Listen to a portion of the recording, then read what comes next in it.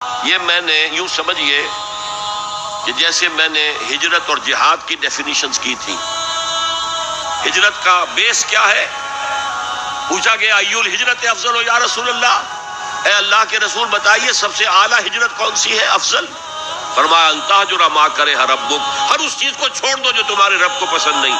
آج رات ہی سے آپ ہجرت شروع کر سکتے ہیں. جائزہ لیجئے کیا کیا چیزیں میری زندگی میں خلاف شریعت ہے تو اللہ کو ناپسند ہے. فیصلہ کیجئے کہ آج کے بعد نہیں ہوگی. ہجرت شروع ہو گئی، افضل الہجرہ، سب سے افضل ہجرت شروع ہو گئی.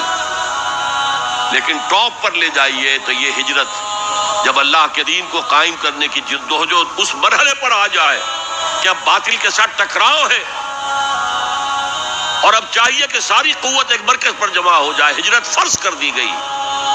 وہ ہجرت گھر بار چھوڑ کر، اہل و عیال کو چھوڑ کر اور مکے کے بھیڑیوں کے رحم و کرم پر چھوڑ کر اپنے گھر والوں کو جو لوگ ہجرت کر کے آئے. حکم تھا، ہجرت مدینہ فرض تھی، ہجرت حبشہ فرض نہیں تھی.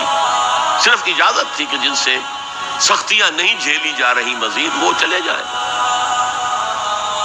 تو ہجرت کا یہ ابتدائی نقطہ، انتہا یہ. جہاد، المجاہد من جاہد نفسہ، جہاد تو یہاں سے شروع ہو گیا، اپنے نفس کے خلاف جہاد کرنا.